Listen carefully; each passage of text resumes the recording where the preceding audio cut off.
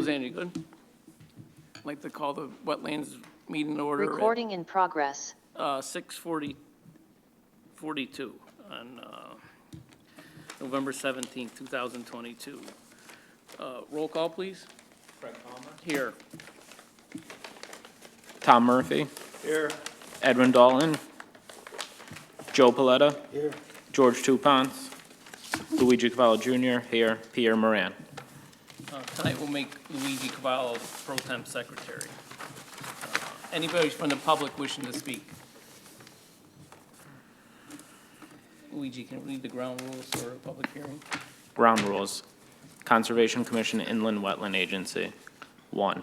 The applicant or his representatives will make the formal presentation to the commission stating the proposed regulated activities, the wetland impacts, and the alternatives which were considered by the applicant. 2. All comments, discussions, and observations shall be made through the chairman after proper recognition by the chairman. This is necessary to ensure that only one person at a time speaks on any issue, thus making it easier for everyone to understand and for clearer legal transcription. 3. All persons addressing the commission shall begin by first clearly stating their name and address for the record. If necessary, the person may be asked to spell his name for the record. 4. Following the presentation of the application, the Conservation Commission Inland Wetland Agency will ask specific questions of the applicant. 5. After the commission has asked its questions of the applicant, I shall then allow any member of the public who wishes to speak in favor of this application or against it to address the commission. 6. I shall then allow the applicant to respond to the comments of the members of the general public. 7. I shall then allow any members of the general public who wish to present any additional information or clarifying discussion to do so. 8. I shall then provide an opportunity for the applicants to respond to these additional remarks if he or his representative so wishes. 9. The Conservation Commission / Inland Wetland Agency has 35 days from the date of the public hearing commences to complete the public hearing. The commission may ask the applicant for a 35-day extension of the public hearing period if the commission requires any additional information or wishes to schedule a site walk to observe the situation for themselves. 10. The Conservation Commission Inland Wetland Agency has 35 days from the date when the public hearing is closed to render its decision. Thank you. Application 2020. There is a legal notice also there, and also there is a typo on the agenda. I want to correct that before you go into. You got the legal notice? I don't have the legal notice now. It should be attached to the agenda. Last page. Got it. Town of Watertown Conservation Commission Inland Wetland Agency legal notice. The Conservation Commission / Inland Wetland Agency of the Town of Watertown will hold a public hearing at 6:30 p.m. on Thursday, November 17th, 2022 at Watertown Town Hall Council Chambers, 61 Echo Lake Road, Watertown, Connecticut, to hear and act upon the following applications.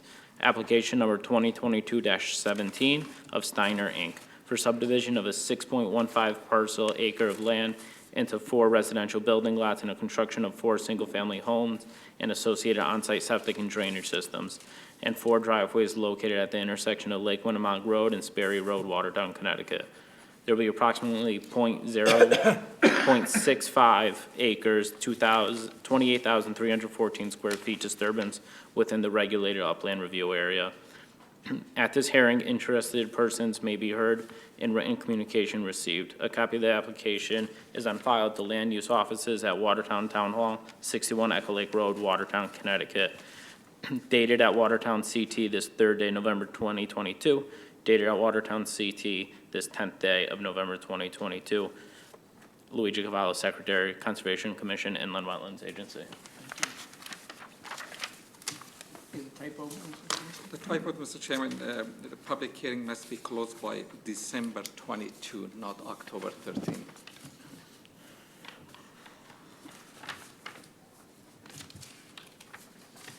It was a typo. Thank you. Thank you. One, application 2022-17 of Steiner Incorporated for subdivision of a 6.15 acre parcel of land into 4 residential building lots and construction of 4 single-family homes and associated on-site septic and drainage systems and driveways located at the intersection of Lake Winnemont Road and Sperry Road, Watertown, Connecticut. Good evening, Mr. Chairman. How are you? Members of the agency, how are you this evening? Mr. Raffi, Mr., I don't know, Winovich, if Paul is here or not, but. He is through Zoom. Okay, well, good evening. And Madam Clerk, for the record, my name is Chris Smith. I'm a land use attorney with the law firm of Alter and Pearson, and I appear before you this evening on behalf of the owner applicant, Steiner, Inc. And what I'd like to do at the outset, Mr. Chairman, is I do have a couple of housekeeping items. The first is a copy of the notice letter for the hearing this evening and the list of the property owners to which the letter was sent, and the green cards and the white certificates confirming the mailing. And we also have the affidavit with photographs of the signage that was posted. And I can put that into the record.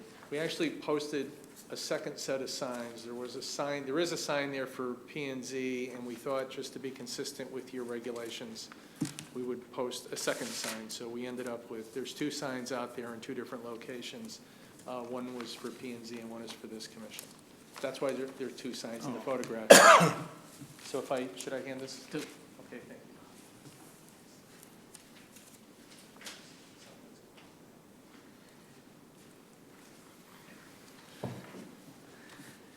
And again, for the record, my name is Chris Smith.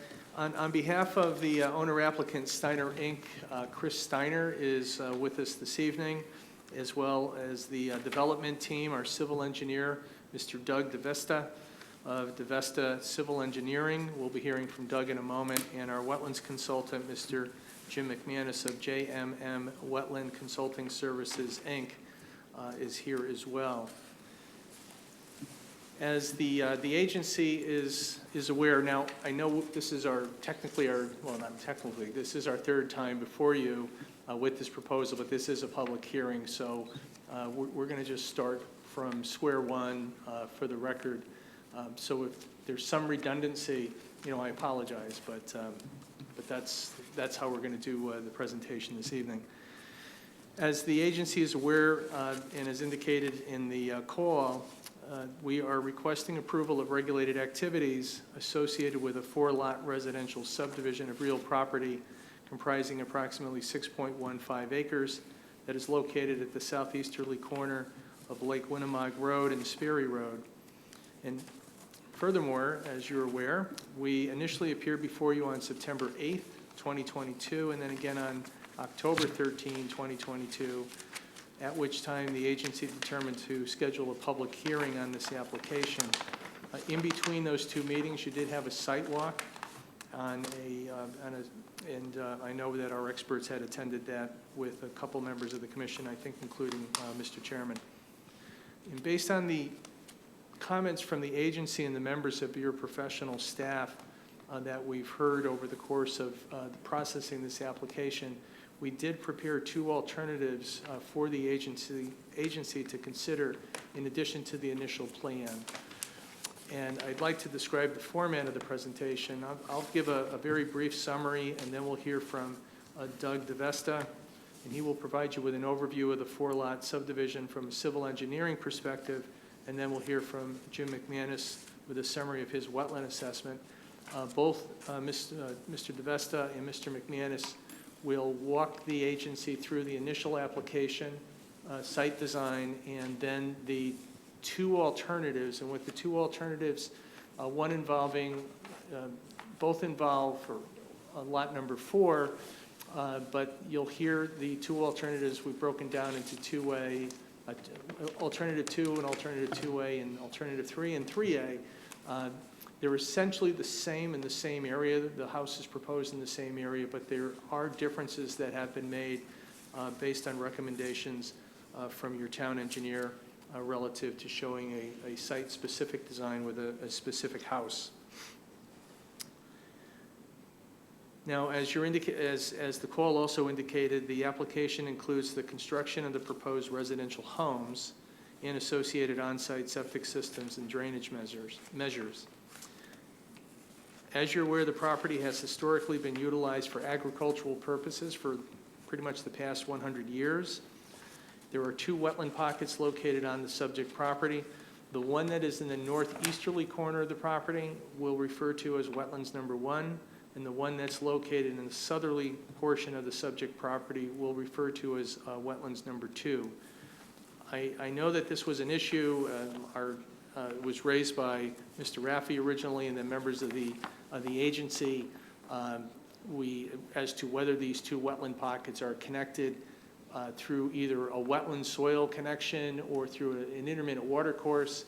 And I know Mr. McManus has gone out there a couple of times to confirm that they're not. And I know, looking at the aerial, I had the same question for Mr. McManus when I saw it in his report, and he said, well, when I called and asked him, he said, well, actually, Mr. Raffi had raised the same question, and he was going out there again just to confirm that the soils do not constitute, they're not wetland soils, nor does it constitute an intermittent water course under the state statute and the regulations. Your regulations, obviously, are essentially the DEP recommended ones that you've incorporated and have been utilizing over the years. That essentially incorporates the statutory definitions for regulated areas, as well as, wetlands, water courses, and the statutory factors for consideration. And Mr. McManus will again cover that during his presentation. I would like to point out that the two wetland pockets, and in particular the one in the southern portion of the property, they've been utilized historically for farming, for cornfield, and literally their corn was planted in the one in the southerly portion and most of the one in the northeasterly, both wetlands 1 and 2. And that'll be covered again in our presentation. As you'll hear from both of our consultants in providing the overview with regard to the wetlands, there is no proposed conduct in either of the two wetland pockets. There are no direct wetland impacts being proposed with any of the alternatives that you'll see this evening, and any regulated activity is limited to the upland review area. And as you'll hear from Mr. DeVesta and Mr. McManus shortly, the proposed plan and the two alternatives provide measures to both protect and enhance the subject property's two wetland pockets. And this will be achieved by providing for fencing around the two wetland pockets for both protection and demarcation purposes for the wetlands. And in addition, as will be explained by Mr. McManus, we're also proposing as a proposed condition of approval for you to consider, if you were to consider approving the application, a planting protocol for both wetland pockets. And specifically, both wetland pockets will be raked and then seeded, and then they'll be permitted to remain in their natural state, allowing the pockets, the two wetlands, to hopefully recover over time from the historic agricultural uses that they've been subjected to over the past 100 years. And finally, you'll hear from both Mr. DeVesta and Mr. McManus that the proposed regulated activities associated with the residential subdivision will not result in an adverse impact to wetlands and satisfy the statutory factors for consideration provided in Section 22A41 of the Connecticut General Statutes, and your regulatory factors for consideration, which essentially incorporate the statutory ones. So unless you have any questions for me, with the permission of the chair, I'd like to turn the presentation over to Mr. DeVesta, who again will walk us through the original application with the site design and then the alternatives that are being proposed for the commission's, for the agency's consideration. Thank you. Thank you, Chris. Good evening. My name is Doug DeVesta, professional engineer, represent the applicant. Mike, can you put up site plan? So up on the screen is what's on the board here. I have a color rendering of it, so it makes it easier to understand what's going on. I'm going to use the boards just to make it easier for everyone to see what's going on out there. The property slopes from the west, which is near Sperry Road, to the east. It's mild at the beginning of this property, the central part's a little steeper, and then it miles out again towards the wetlands. The property was field checked by Jim McManus for wetlands. And as Chris mentioned, there's two pockets. Pocket number 1, which is in the northeasterly portion. And then there's a second pocket in the southern portion of the property, which is what I'm going to call pocket number 2. The two areas of the wetlands is about 0.78 acres, the two pieces. The property, as Chris mentioned, was 6.1 acres in size, and we're looking to subdivide it into 4 single-family houses in the R30 zone. The smallest lot, which is number 2, which is about 0.9 acres. The largest is lot number 4, which is over almost 2.3 acres. The 3 houses will be served off of Lake Winnemog Road, and one will be off of Sperry Road. The proposed activities based on this plan here has the proposed house, about 24 feet from the edge of the wetlands. What we're showing, and there's no, on this plan, there's no buffer on it at all. What we're proposing would be a 2-foot high stone wall at the edge of the wetlands, and a split rail fence around the property, around the wetlands, excuse me, to keep, to demarcate the wetlands on project number 1 and number 2.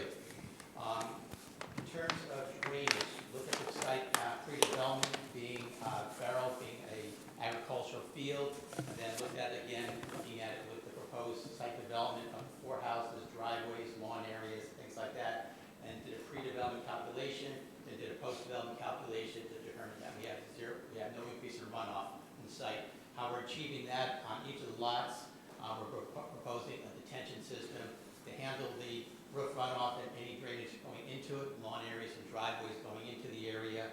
And then it also will handle the water quality volume, meaning the first inch of runoff from impervious surfaces per the state water quality manuals. Each lot has a detention system to handle the volume, the first inch of runoff, as well as to control it up to the 25-year design storm per your regulations. The detention system will consist of hollow chambers under each of them.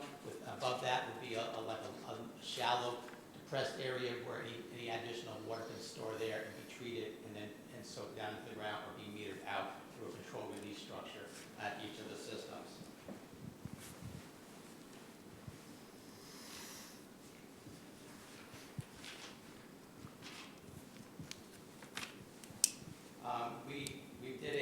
We did some additional soil testing on lot 4. The town engineer requested some additional testing in the area of the detention system. We did that. We found adequate soils to handle the detention system that we're proposing on lot 4 based on this initial plan we've got here. So in each lot will be served by individual septic systems. Lot 1 is the septic system is here. Lot 2 is right behind the house. Lot 3 is served in the southern part of the property, and then lot 4 is down in the southeast corner of the property. This has been sent to the Torrington Area Health for review. We've had initial comments back from the health department, and they had asked for some additional soil testing on lots 3 and lot 2. We provided that information, have not heard back from Mr. Smith as terms of meeting the requirements of the state and health code. I believe what we do, but haven't heard a full response back from Bob Smith yet on it. Each lot is site-specific designs. 2 lots number 3 and 4 will be a pump system from the septic tanks out to will be pumped out to the fields on both those 2 lots there. That's basically, in terms of erosion controls, we're looking at anti-tracking pads on each of the 4 lots at the entrance. Silt fence will be placed around limited disturbance and down gradient side. Stockpile areas will be provided on the property as well. Stockpiles will be ringed with silt fence. The detention areas will have silt fence around the bottom of it, and any kind of catch base we have or any kind of inlet structure we have hay bales placed around and with their grates wrapped with silt fence. I'd like to go through the alternatives. As Chris mentioned, we have alternatives 2 and 2A. We're going to put up, start off with 2 and 2A. Put side by side here.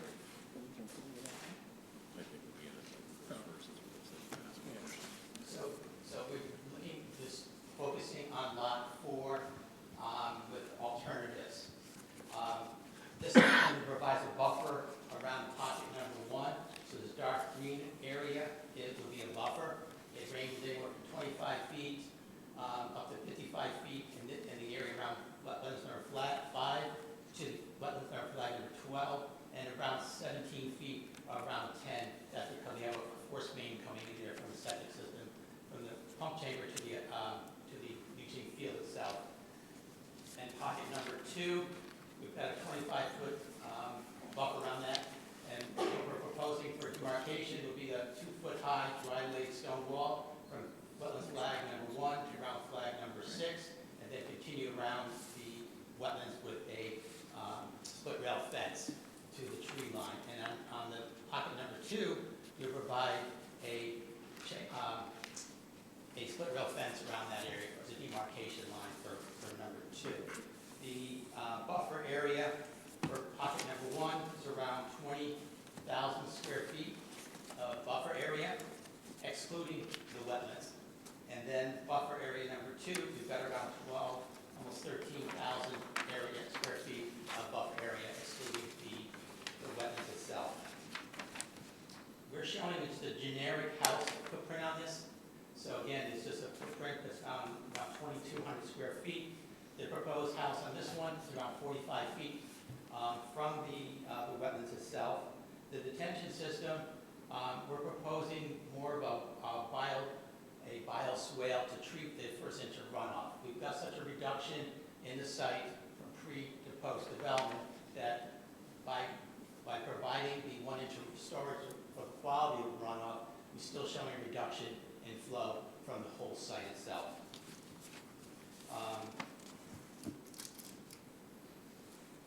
The bioretention area itself will be about 40 feet from the wetlands and about 35 feet with the actual grading going on around the bioretention area. For the septic system, we have to pump approximately 340 feet from the septic tank pump chamber up to the field itself. And we have a force main that will go in there, and the force main will be 2 inches in diameter, small and narrow line, or trench would be to put that force main in.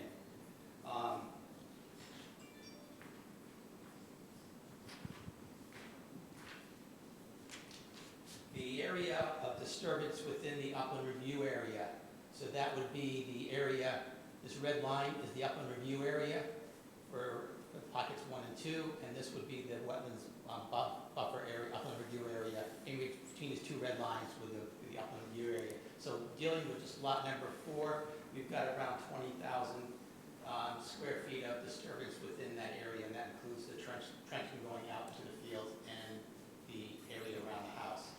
So now, alternative number 2A, which is what was submitted tonight, we refined it based on conversations we had with staff and Paul. What we did here is we're providing more.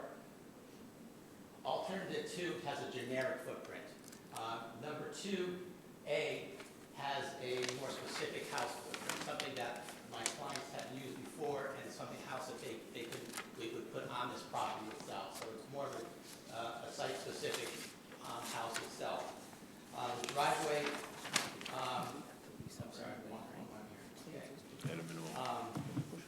On this one, is a house footprint around 1,800 square feet. The proposed house, the closest point would be about 58 feet from the wetlands to the house itself. The patio would be around 50 feet. The bioretention area, it would be the same distance, the same location as alternative number 2. You know, 40 feet to the bioretention area and about 35 feet to the actual grading. For demarcation, again, we propose the same 2-foot-high dry-laid stone wall from flag number 1 out to flag number 6, and then split rail fence around the rest of the wetlands, and same thing with pocket number 2. The upland, buffer area on this one, pocket number 1 and number 2, will be the same areas as alternative number 2. The disturbance on this one here, the upland view area, I have to step back for a second. The disturbance on the upland review area on this one here is a little bit more, it's about 23,000. I gave you the wrong number before, so it's on 23,600 square feet. This one's around 20,700 square feet. So this one has a little bit less disturbance going on in the upland review area relative to this proposed house and the site plan itself. So now alternate number 3.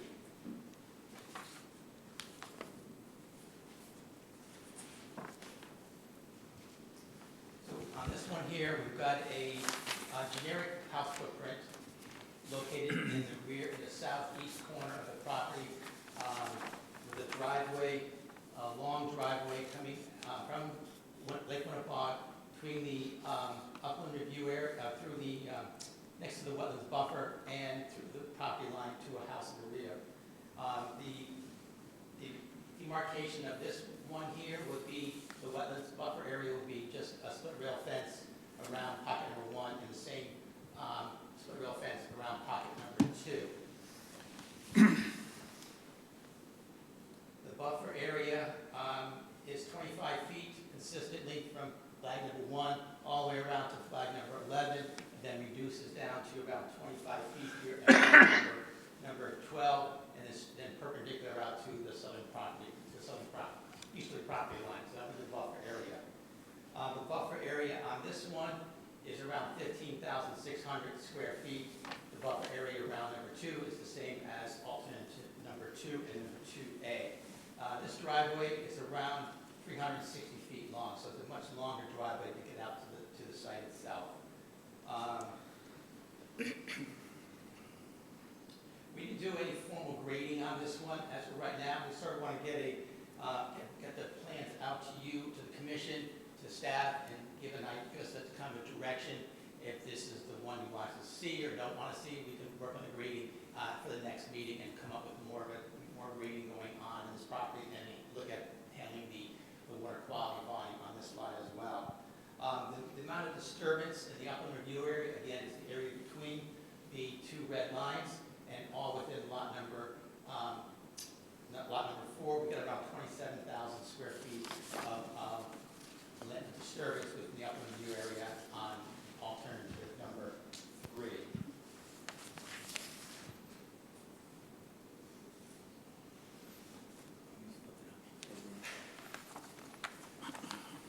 Alternative number 3A, which was handed out tonight, again, shows a house-specific house plan, same as alternative number 2A. That would be a house that my clients would want to build.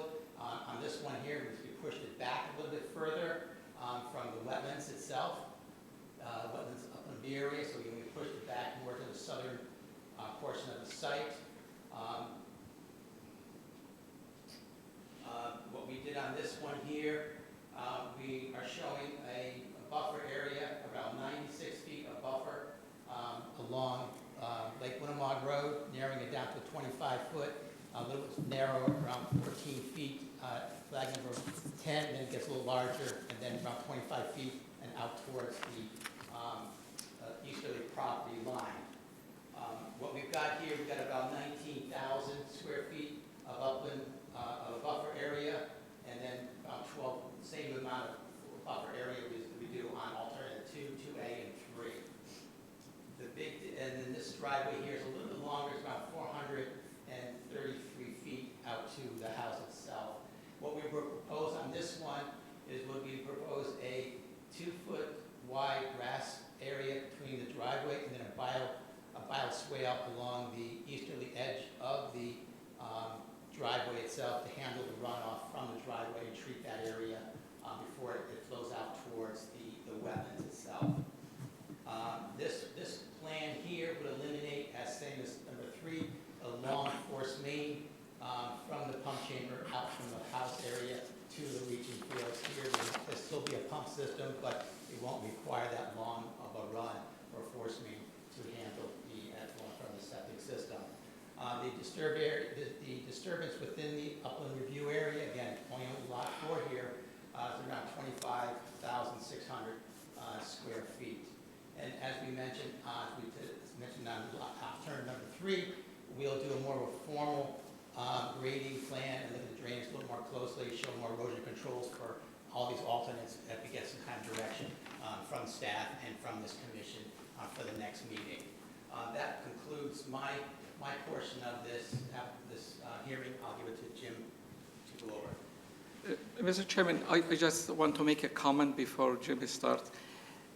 The alternative number 3 and 3A, they are not feasible alternatives because the driveway doesn't meet the zoning requirements.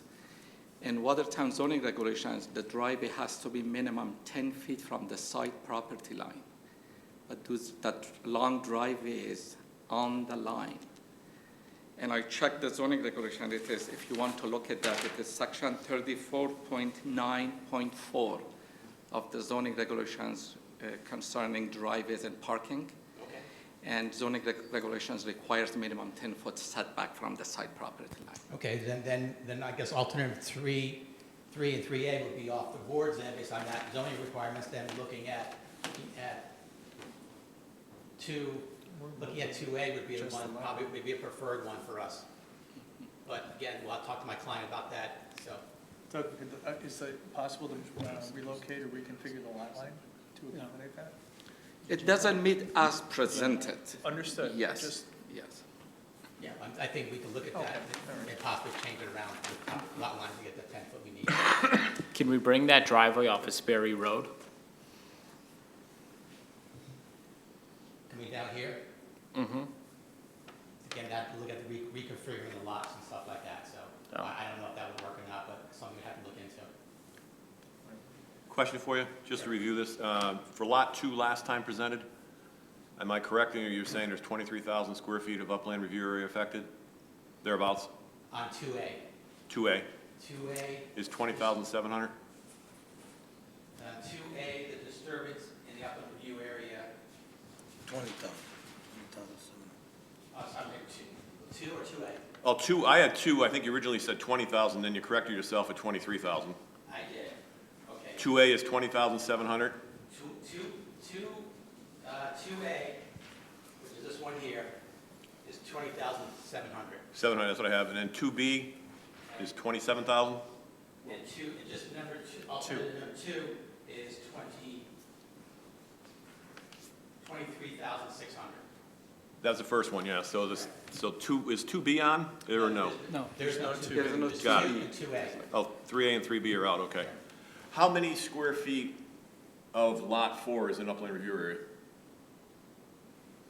Everything but this corner here, I don't know the actual square footage of you, but it's this little corner here, and this little corner up in here. All right, so Is outside the upland review area. what would help is on the proposals, I would like to see where we say the number of square feet impacted, directly impacting the upland review area, and the total amount of square footage that the lots are in the upland review area, just to see how we can, because the way I'm calculating it, could be wrong, is like on option 2, it's like 0.58 acres, option 2, the other option is 0.52, so it's a half or a half plus acre of upland review area affected, so it'd be easier if we saw it in a graph or something saying side by side what it is, you know, and it would help me, and I don't know if anybody else would use that, but it would be So you want, beneficial. like a spreadsheet you're saying? It doesn't matter, you know, Okay, table, you want it in square footage, you want it in acreage? I would, well, you could just convert it either way, it doesn't matter, I mean, I can do just it either straight, way. you know. We can get to Yeah, that but if we could just see the total square footage upland review area and then the total square footage that the lot is on the upland review area. So the impacted area and then the total area that's covered. Sure. Thank you. Mr. Chairman, just regarding the same issue, how you came out with different numbers? Because if you look at the both drawings, the green area is the same, and the width of the buffer area that you provided is the same. Why one is 20,000, one is 23,000? Well, it's the way I calculated it off I just took a area, figure how much we need to construct the, around the force main, and then kind of disturbance in the area. You know, get a plus or minus number, but I don't think I'm off. Is that realistic? I mean, during think the it's construction, you think that they can follow that? I mean, I believe it's realistic, what I came up with. okay. Thank you. I mean, if you want the next meeting, again, we get some direction from you, I can physically, on a separate plan, I can show you the exact area where I calculated and stuff like that, you know, how I calculate the areas, if that's something that would be helpful to you. And also, the width of that area that you leave for that septic pipe, how wide is that? In case if in future they have a problem with the septic, with the leaching fields, is there enough room for a truck to go down there and fix that? Yeah, yes, there is. It's Okay. about, it's 20 foot, you're probably about 15 feet in there. 50, okay. That's plenty of room to get it. From the truck property line? to the edge of the split rail fence, the demarcation line. It is 15 feet wide? I just I can give you an exact number.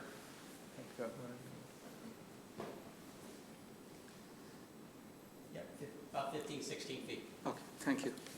Excuse me, what is the difference on the square feet on 2 versus 2A on the house? This is, this one here, square footage of the footprint 2, itself yeah. is around 2,200 square feet. And the proposed house is 1,400 square foot footprint. 1,800 square foot footprint, both 4-bedroom houses. Okay, but they both have the same, the house, they both the same square feet, you're saying? No, this is 2,200 square feet. Okay. 118. That's a generic one. This is And- more of a specific house footprint, and that's got a footprint of 1,800, 1,848 square feet. What's the total, sorry, go ahead. No, but I said, but, so basically, if I understand correct, the house, it's all in the upland review area, correct? Both, Okay. in both, I mean, a Right. small piece, most of it, and that's a small piece on each of the lots. Right. 97% of it's in the upland review. Correct. You got two small, Correct. What is the total amount of disturbance in the upland review area for this project? See if I have that here.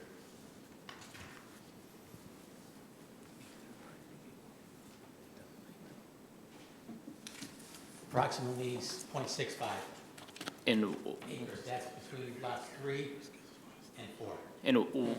and how much is it if we only accounted for lot 3? Whatever the difference between this area and that, I don't have the number off the top of my head. We can get that for you. Thank you.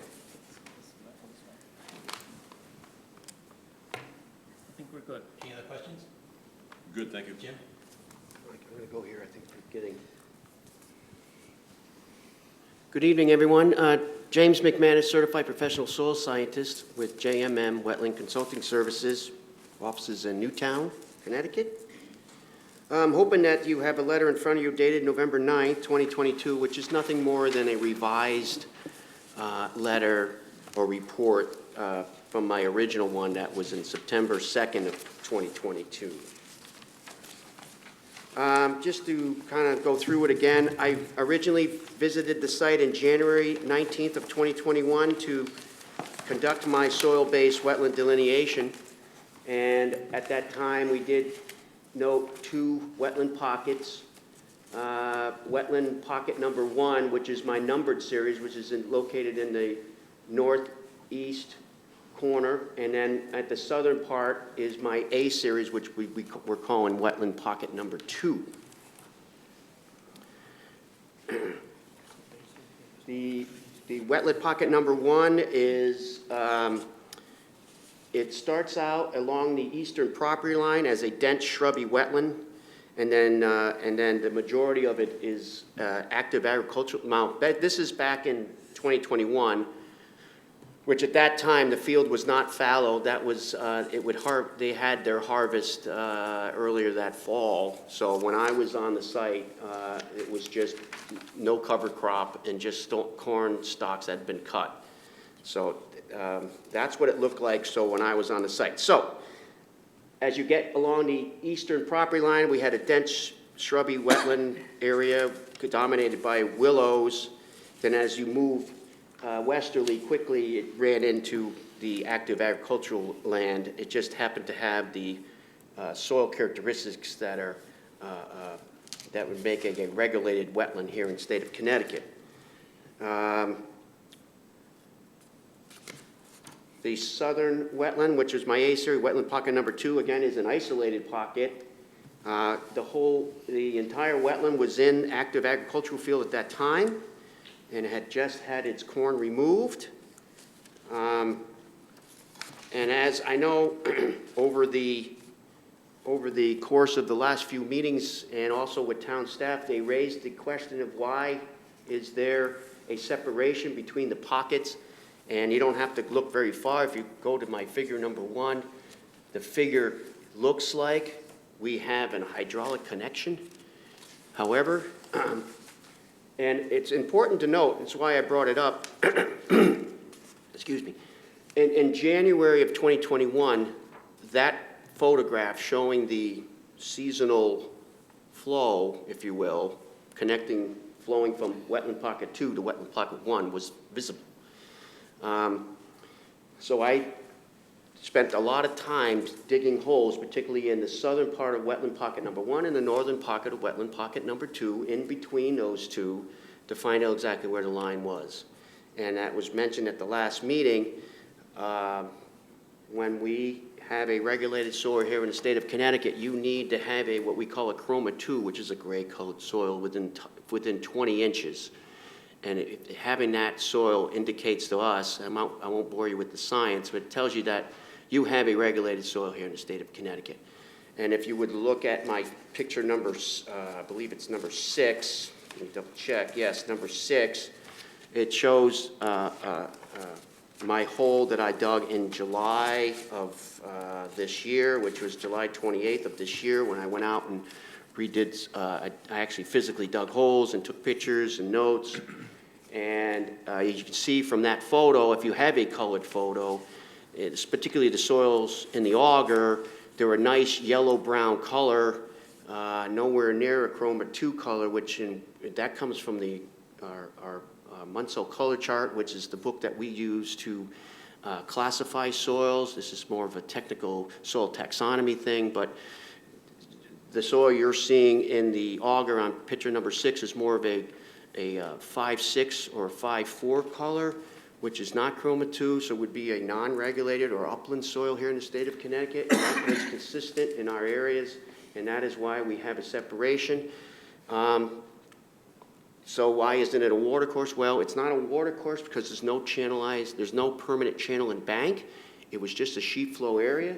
I will mention another point. Of course, as we know, the area has been in agricultural use for many, many decades.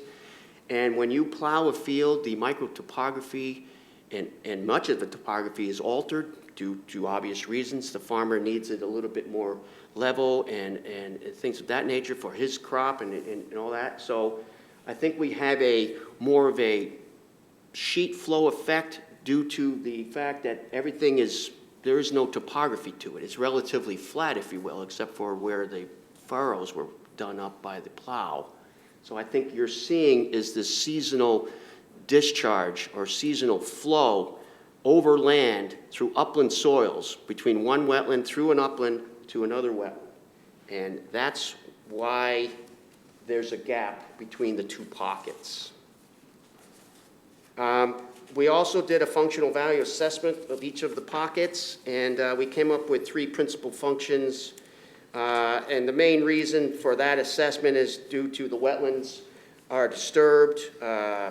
They've been in prior agricultural use for many decades, and the low diversity of vegetative cover types and plant species.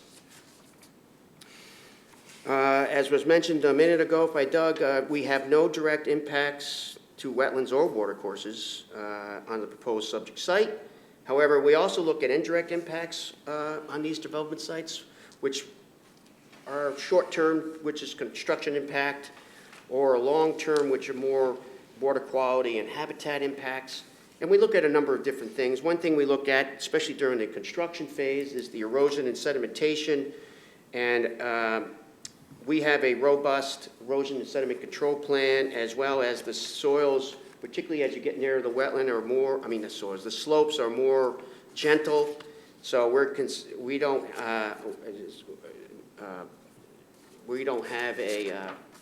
so having said that, we don't have an impact, we're not anticipating any impact to regulated wetlands due to soil and erosion issues. I have a question you on this, if you don't mind interrupting. Sure. On this, under erosion and sedimentation, you have moderate to low moderate? Yeah. Is that definitional by DEP? Is that? No, that's just my assessment of, That's your assessment? just looking at the soils and looking at, if you go to the back of my report, I have a figure from the NRCS. It's called the K-factor whole soils, and it looks at erodibility of a particular soil series. And so you look at that, my own experience, and also the site, and it takes into effect slopes, texture of the soil, landscape position, things of that nature, and I come up with those. Okay, but again, situations. moderate to low moderate is your assessment? My not assessment. Definitional, okay, Yeah. thank you. That's a category that's used in the practice. Right? That's a category, yes, it is a category that is used. I mean, if you look at the NRCS table, it does say moderate, high, low. So after looking at the whole thing, I came up with the official answer of, I said moderate, just because it's exposed soil as well, even to this day.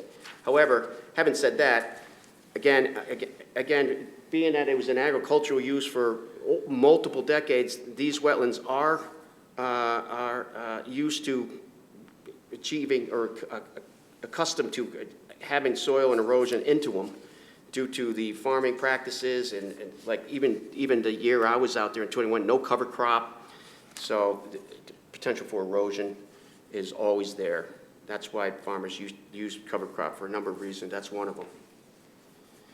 Removal of native vegetation and habitat loss is another long-term effect that we look at. Here, it's an agricultural field, so we're not, particularly around the wetlands, no tree removal is needed or necessary. So we're not anticipating any loss of function or value with the wetlands regarding tree loss or habitat loss. Potential impacts from water, wetland hydrology and stream flow. The effort, as Doug just went through, a considerable effort has been made to ensure that the wetland hydrology will be preserved. And Doug already went through the use of infiltration, water quality swales, recharging of the groundwater to the water table. And based on that, we're not anticipating any impacts regarding that. And then finally, the final one that we typically look at is potential water quality impacts. And again, we have a robust, properly sized stormwater management system that will accommodate any runoff from the proposal. My section 6, which is a little different from my original report, then we were more talking about wetland enhancement and buffer enhancement. The commission at that time was kind of not really liking the fact that I wanted to go into the wetlands and plow them and help, get rid of agricultural weeds and such. So the project team got together and said, well, why don't we just do a wetland buffer enhancement, which was Doug mentioned, there's a 25-foot buffer from off of the wetland, which is this area here, and this color green, and this color green here. And so our proposal is to, and then from there, we're going to put the split rail fence in the stone wall and to demarcate both the buffer and the wetland itself. The one thing what I would like to see done is to leave the wetland alone completely, just let it go back to what it wants to be. I do want to plow the buffer to get rid of any nuisance weeds and start all over again. And this time we're going to propose, and it's at the back of my report, a wildlife habitat enhancement mix, seed mix, and then let that grow up and then leave it alone. So that would be the proposal for the wetland and buffer enhancement, that we added additional 25 feet off of the wetland boundary. We demarcated with a stone wall or split rail fence. We plow the buffer, get rid of nuisance weeds, reseed with the proposed conservation wildlife seed mix, and then leave the area to go back to what it should be, or what it wants to be, which is hopefully a nice, robust wetland and healed from the many decades of farming practices. So in conclusion, with diligent monitoring during the construction phase, we're not anticipating any adverse impacts, both short and long term, to the regulated resources on the site. You do mention there under that conclusion about short-term and long-term. There's nobody here to monitor the long-term. No, there isn't, but So I don't know why you would even put because, that in there, because there's nobody here that can monitor long-term what's going to happen there and what you have written here. well, There is, well, And because while you're addressing that, can I throw this in there as well? Because I'd asked you about the moderate and low moderate, your definition, or DEP, it says your definition. And in here, you're clearly stating it's your opinion, that is proposed. And then you have in bold and highlight and underscore diligent. right. And what that basically tells me is that this plan is gonna work under optimal conditions and circumstances only, is what I see that as. No, I don't No, see I clearly that. see it as that, because No. again, why would you highlight that, why make that in bold and underscore that, diligent? Diligent means you have to basically pay attention to the details. In prior history through this town and through other areas, no, that doesn't happen.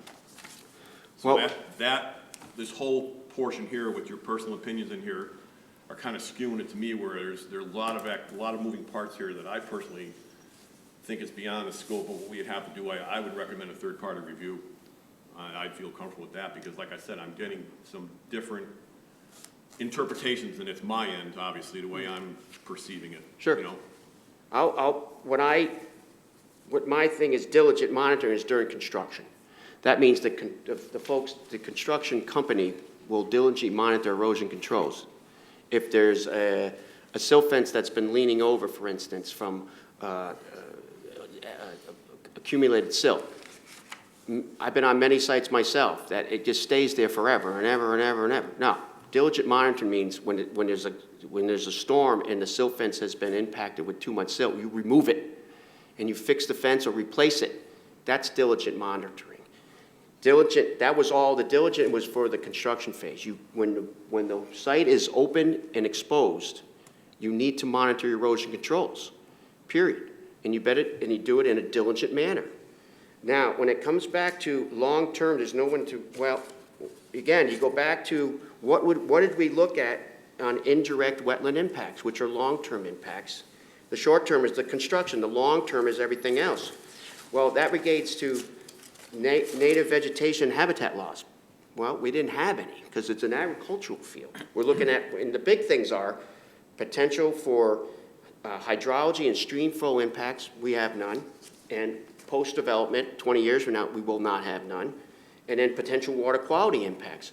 Well, we have a robust stormwater design that its job is to make sure that those wetlands function the same, if not better, tomorrow as they do currently.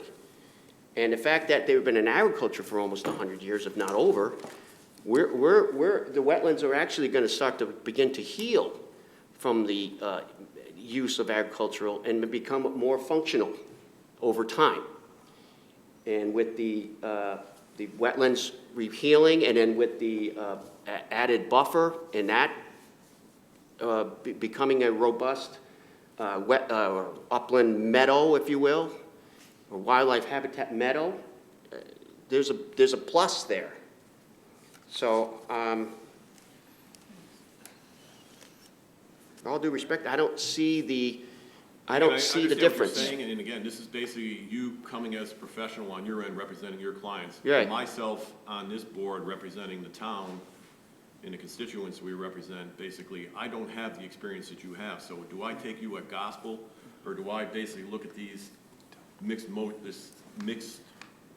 interpretations on my end as being erroneous or needing further clarification from somebody like a third-party review? That's where I'm coming from. How's the Yeah, rest for of the the record- commission feel on that, about third party? I've been on the wetlands for many years, but I never saw a situation like this. No. Where you have, and I don't remember that we ever approved anything on the upland review area and have two bodies of wetlands next to each other. And I understand that you're very professional, you did a good job, but I agree Yeah. that I think by having a third-party review, we all could feel better, and I think we'd be doing a good job for the town. It was basically, there was no alternatives proposed after it was taken out for zoning on the driveways, correct? Those two alternatives you propose are, That's for 3 and 3A, Mr. right, Chairman, yes. so they're but not two- viable, they're not viable options. Unless and we'll look at reconfiguring Right. the lot line, but you have 2 and 2A. Right. So there's 3 and 3, I'll say 3 alternatives, 3 You know, options. you mentioned, about being agricultural for 100 years or whatever. Where do all those chemicals go that they use when they're spraying the corn and all, what happens to that? You had Does said does it go in the corn or does it go in the ground? If you had said it last time too, that they spray every year for nutrients and understood, is there somewhere out there, some literature, some definition or whatever you could say, like, so out of a cornfield, they put down X amount of pesticides, nutrients, how much is utilized and sucked up by that product and how much is the byproduct that goes off into the wetlands? Is there some way of determining that, or is there any literature on it, or is it just? In my lifetime, I have a very good friend that lives up that way. I drive by it once a week for 20 years. That has only grown cow corn my entire life. Yeah. Has never grown anything but cow corn, to my knowledge. But what are they There's spraying? there should be very little spray on cow corn. There should be very little, in terms of an agricultural setting. I think that is what happened in the past. Whatever the farmers did, that Yeah. is history, yes. But based on my own knowledge, and I had a research when I was doing my master's degree in UConn, it was about the nitrogen in soil. Majority of farmers in Connecticut, they over-fertilize their crops, especially corn, because they want to guarantee to get the maximum yield. And, but again, that is history, has nothing to do with this development. No, but if there's And chemicals. what they're going to correct. do is, there will be lawn there, no more, Right, it's gonna stop. yes. More Let's move on chemicals. to the- The only answer I could have to that is the wetlands themselves and the vegetation that's growing in them, it doesn't seem to be somewhat stunted or somehow damaged through over-fertilization, over-chemicaled. The wetlands seem, at least the one along the eastern property line, which is left to grow various wet meadow species and those willows, that seem to be thriving in that location. Well, there was just an article, the state of Connecticut's going through this PFAS, this cancer-causing agent that's in everything. And there's, I can't find the article, they're saying it's in some of this stuff that was sprayed in the corn and all over. So even though, I don't know if it's a wetlands issue, but are we gonna build houses? Let's focus on the adverse impact on wetlands, yes. Yeah, My question is for Doug, is alternative 3, is it still, are you working on it, or that is out? Well, we'll look at it, as Chris mentioned, we'll look at, possibly looking at a lot line revision to get that to meet the zoning requirements. And for the record, Chris Smith, actually, one of the things we would ask from the agency this evening is guidance as to whether any of these options or alternatives are viable in your minds. If looking at number 3 and 3A to do an adjustment so that the zoning setback is met with regards to the driveway, with the property line, we will do that. If you say you're not really interested in alternative number 3, and to be specific, that's where the house would be at the southern portion of lot 4, then we won't pursue that. If you would prefer something like, if you would prefer something along the lines of either the original or one of the versions in 2, then we can get you that additional information that you've requested. I personally like 2A because you have a smaller house on it, and, it's me personally, that's what I like, 2A. So I don't know how the rest of the board members feel. I think we should go for the third-party review and wait to see what they come back. Oh, yeah. Yeah, I think it's No hard to doubt. give guidance when you Until- don't know the scope We don't know the of what's possible. Right. I mean, I like reducing the impact to the upland review area, and I think that finding the way to make that as small as possible, and I don't think any of the current options in front of us have actually made a significant attempt at that. And I think that, I'm sorry, this is my idea. I think alternative number 3 is not really feasible, because if you move the driveway 10 feet from the site property line, you are basically within that area that you're proposing as a buffer. But it is possible for them to move that driveway off of Sperry Avenue. The way it is presented. Yeah, it's. I mean that if they move the driveway 10 feet from this property line, then it will be within the buffer area that you're proposing. There's 13 better ways to do this than what we've been proposed, and it's hard to give guidance when there's just. No, right. it's impossible at this point. Does the commission has any recommendation that they should focus on that? I think that's what they're Because asking. we have to narrow down to a point that the commission should make a decision on it. Now, two of the alternatives, I don't think that they may work as presented. But again, when they were submitted tonight, Yeah. we didn't get a chance to review read them them. based We on don't- saying that they're not gonna meet P and Z No. requirements. So I don't know how that's gonna stymie you guys or not by saying it's a viable option for us to pursue or not. Because based on what we're told is that it's not gonna go through P and Z, so it's not even worth looking at or considering it the way it's presented. Well, I guess as Mr. Rafi indicated, the question is, if you're open, one of the commissioners indicated 2A, for example. Just looking at what you've seen tonight, if you had to choose just one of them for guide to direct us, then we'll do that. Understanding that you're not committed to Right. voting on I that. think, like I said, the third-party review would point us, if we're in the right direction at all, and even allowing that to go on there.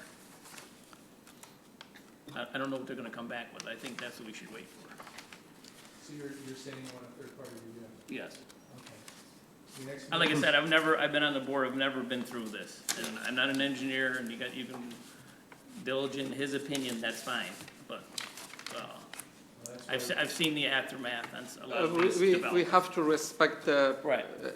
the opinion of a Right. professional Exactly, I don't have any problem with scientist, that, but yes. again, we need to get I an personally understanding. respect their finding, Right. and then you decided that you hire somebody else to review that, Yes. and then we will look at to see. Right. If you want to have a third-party review, you make a motion that you should Right, do that. and we'll leave the public Are we hearing. leaving the public hearing? No, make a We motion need that to. you want to have Yeah, a. right. Yeah, if you close the public hearing, you Yes, can't then get do- new information. No. So we'll make a motion for Luigi for a third-party review. Yeah, before we do that, just a little bit of guidance I could give is to maybe see a new plan with different lot lines, because I don't think they work as currently constructed. With that, Commissioner Goodall, so, I'm sorry, Commissioner, agency member, it's a commission, last time it was a commission member. So, I'm sorry, just for clarification with the lot lines? yeah, I would like to see new lot lines and a new proposal with new lot lines, because I don't think any way you twist or turn those lots is a feasible option at this point. I thought that you want to wait until the third-party review review Right. this and give you a report, and then based on Yes. their finding, if they are agree with with Right. this report, then at that time, we will Right. decide on it. I think it's too Make a early to motion do and that. wait for- Okay. Make a motion for a third-party review of application number 2022-17 of Steiner Inc. Second? Motion made in second. Any questions on the motion? All in favor? Aye. All opposed? Now Motion we carries. can- I'm sorry, I thought you were done. Yeah. No, we are not done. No. You can No, talk. I wanted to make, sorry, I didn't mean to, I thought it was unanimous as it was when you said. Yeah. Well, you just go through the rules, That's yeah. all. Been a chair of a commission, I didn't mean to. No, it's, No. So the next meeting is December 8th. 8, yes. and I'm going to you're- contact like at least like 2 or 3 people that see who is available, because we have a short time. And also the holidays is here, Thanksgiving is next week, and see who is available. And I will let you know if you have any conflict with that individual or that firm. You can check with the individual too if they have one with me, but probably not. But if we could do that, and also, I think your next meeting is the 8th of December. 8th of December. We did start this September, October, and now we're with the hearing and whatever. So I know that we have the clock ticking on the time period, so. we have. No, the time We is have- we are we have good. open. You have December 22nd. December 22nd? No, we are good. We have until December December 22nd. 22nd to close the public hearing. Oh, I meant your next meeting. Right, got it. You know, the 35 days. to close it. No, we have 35 days to close the public hearing. Right. If they are not ready, then we can ask for an extension, but we have time until next meeting. I didn't real, when I heard the 22nd, I thought you were going to have a meeting No. on the 22nd. But that's what I meant. The next We meeting have is the until- 8th, and the one after that would be the, whatever it is, the second. Oh, you Yes. thought it was the Christmas party, yeah. What's that? You thought it was the Christmas party or something. I'll come. All right, Make a well, motion to keep the public hearing open, correct? Yeah. Yes. to continue the public hearing. Motion to continue public hearing of application 22-17 of Steiner Inc. Second. Motion it made will- and second. Any I'm questions? sorry, I just want to mention the date and time. It will be 6:30 PM on December 8th, same location. If the room is available, I just, yes. Okay. Motion made and second. Yeah, I want Any to make sure questions on that the we motion? cover that. All in favor? Thank you. Aye. Thank you, Mr. Thank you. I have no idea how to shut this. Regular meeting, action on the minutes, one regular meeting September 8th, 2022, and two regular meeting October 13th, 2020, sorry. Please, yeah. Did everybody receive the minutes? Yes. Yes. Yes. Any questions on the minutes? No. Motion to approve minutes. Second. Motion made, approved. All in favor? Aye. All opposed? Motion carries. Pending application 2022-17 of Steiner Incorporated for the subdivision of a 6.15 acre parcel of land into 4 residential building lots and construction of 4 single-family homes and on-site septic and drainage systems and driveways located at the intersection of Lake Winnebago Road and Sperry Road, Watertown. Make a Motion. motion to table. Motion to table application number 2022-17. Second. Motion made and second. Any questions on the motion? All in favor? Aye. I'm All sorry, opposed. do you leave Motion those maps for us? Yes, because they are part of the record now, yes. New applications, none. Old business, notice of violation issued to the owner 30 Jericho Road, Watertown. And 2, discussion on the application review process by the agency. I have something on 2. Can you read that, Secretary, please? Yes, I said I have something for old business, part 2. Some of the other towns have and a fee if you're disturbing the upland review area per square foot that they tack on to development and commercial properties and stuff like that. I know it's something that would have to go through the town council, but I was wondering what the commission's thoughts were on something like that, and if possibly the chairman would like to set up a meeting with the town council to see what their appetite is. Or what about, Mr. Chairman, what about if I put the fee schedule on the next agenda that you can review to see what we have, and then which part you want to make recommendations?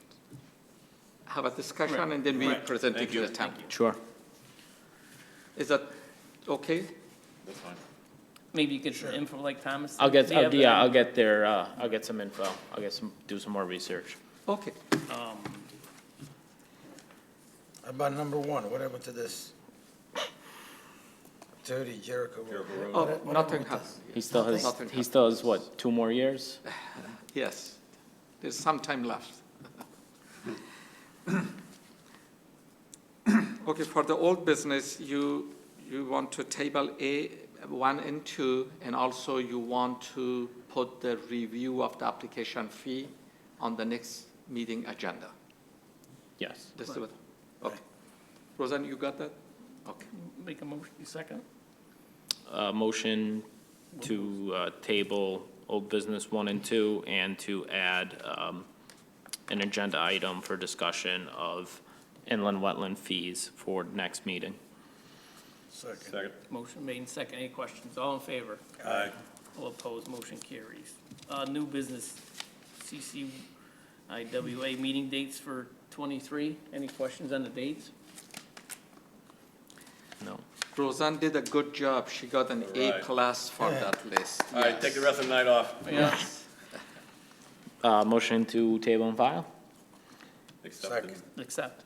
Accept and Or file. approve your Approve and meeting dates, file. yes. Did a second? Second.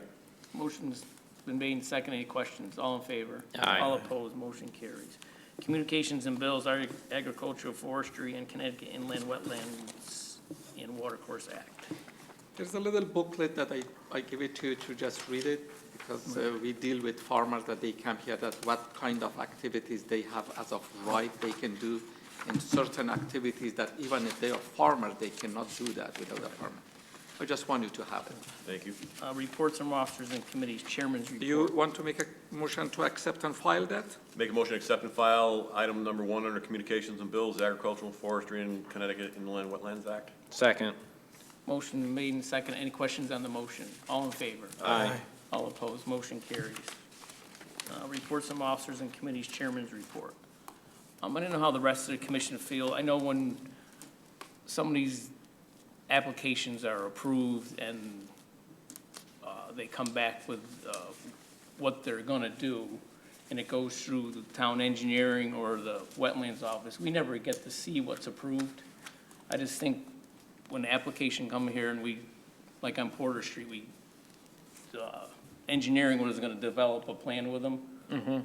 I have no idea what was ever done. I think it should come back to us and we give the final approval. So have them submit the Because- plans to us, and then we approve it, then submit it, then approve the application, not approve it, and then Right. wait till them to submit it later. I've heard, Okay. I've been by Porter Street, there's stuff going on there to So me. that way we know that it is done. Right. Right, Yeah. because now we have That no. makes sense. Yeah. When you go by somewhere and they're doing something, and we left the meeting and they're gonna put, 25 square foot pad, and now they have a 2,000 square foot pad, they're gonna say, oh, I got it approved by the, well, I don't think it's fair to the commission here, we put all this time in, and we have no idea what's done afterwards. Completely agree. Right. But just keep in mind that we can only get involved with our regulated area. Right, If I it know. is outside of our jurisdiction area, then, But they're not coming No. for approval for stuff like that. yeah. No, but I mean, they're getting approved, and town engineering or yourself is doing something with them. I think we should see what was done. It's just like we're making these people come back with us, so why don't we see Right. and approve what the final outcome is? Maybe we want to make changes to it. Okay. And when this, I guess there's a lot of different varies about an upland review area. To me, we approve all these, and then next year, they get an agency approval for a shed and a pool, and next thing you know, what's left? Yeah. We are the Conservation Commission. There is not 1 square foot of open space on this land. Now, he can say there's no habitat. That's planted with corn. You can tell me there's no habitat in the corn? Okay, do not, I'm just, right. But I'm just saying, we should either have a review of the upland review area by a third party on what we're supposed, to me, upland review area is not something you build on. Okay. I don't know how the rest of it. But if the regulator says you could, Yeah.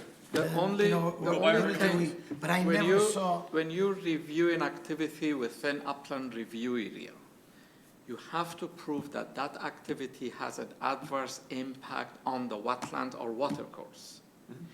The upland review area is not like an area that you cannot touch. right, You can go there and use it, but you have to prove to the commission that what you are proposing doesn't have any adverse impact on the wetlands. But there's no percentage, so on a case, they can use 97% No, of it? you can look at based on the situation. Like Right. there is like a situation that the land is flat, Right. and there is the wetlands, and then you have the upland review area. Even probably 10-foot, 15-foot buffer will be enough. But if you have a steep slope, that upland Right. review area is all a steep slope, you should protect the entire upland review area, which is 100 feet. yeah, but Musa. Because no matter what you if- do, if that's what the- ends if- up into the wetlands. Musa, Yeah. if the engineer designs something that will protect it, how do we know if it's a good thing or not? Otherwise, Yeah. you gotta have a, Well, that's why I personally asked for the soils no, this, third-party review, just to right, make but sure I'm saying, that this is gonna but do you what it's cannot saying. have on every application. Yeah, no, And then- exactly. No, Okay, but the thing like this was. No, I thought, I please never do saw not anything like mention this. anything. no. No. Yes. No, But I'm but just, this is a special thing, that's Right. It was But I mean- it's complicated. I think we're too lenient with the upland review area. And then the agency goes and you give permits for sheds and pools. I don't agree with that. Okay. If it's on the deed of the property, you know what you're, well, I don't know who knows what they're buying, because it always seems to be an issue too. I don't understand that, but, They don't know what they're buying. no. Should we, just a suggestion that might help for future applications, should we push the meeting start time to 6:45 and maybe the first 15 minutes, we're in executive session, so we could talk freely about how we feel about the applications that are No, coming you in. Can't cannot do that do in that. executive session. You get, go ahead. Executive session's very sessions, limited. It's executive only, sessions are only for two situations. Two reasons. Is One is Personnel. Personnel. pending litigation, Yeah. if there is a pending litigation. And number two, if you are discussing staff issues. Okay. Like if you have a problem with me or any staff Or member, then Roseanne. you can, or We can have a Roseanne. meeting about it. If you Not want a to cloak fire of hand. Roseanne, then you can have a meeting, yes. Okay, Definitely not a cloak of hand individual. Not about applications, you cannot do that.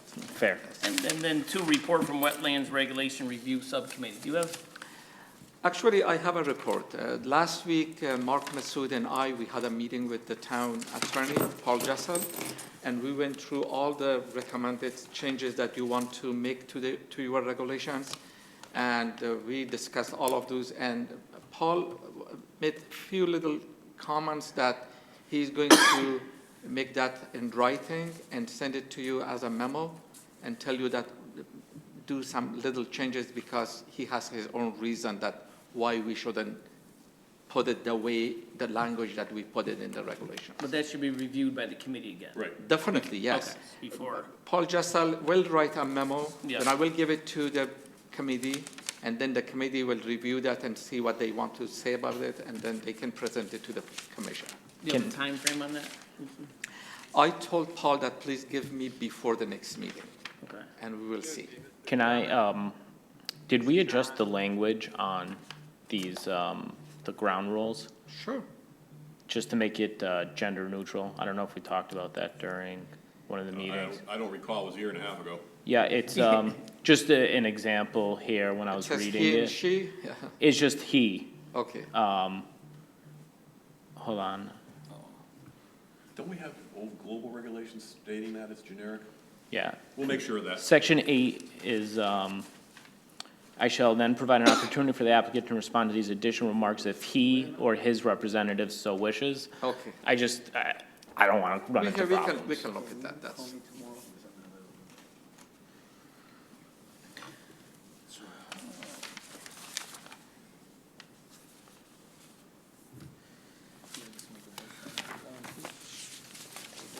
I make a motion, we table items 1 and 2. Second. Motion made second. Any questions? All in favor? Aye. All opposed? Motion carries. Reports from staff, aid determination, application 2022-26 of Matthew and Jennifer Gabriel for the Yes. installation of an in-ground pool within the upland review area 75 Peck Lane. Yeah, this was an upland review for the application.